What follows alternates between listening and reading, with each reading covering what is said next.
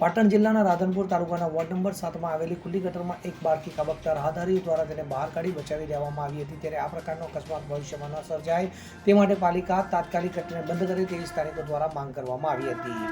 રાધનપુર તાલુકા નગરપાલિકાની અણાવડતના કારણે શહેરીજનો પારાવાર મુશ્કેલી ભોગવી રહ્યા છે। તો રાધનપુર શહેરમાં ઠેર ઠેર ગંદકીનું સામ્રાજ્ય તેમજ તૂટેલા રોડ રસ્તાના કારણે રાધનપુર તાલુકાના નગરજનો ત્રાહિમામ પોકારી ઉઠ્યા છે।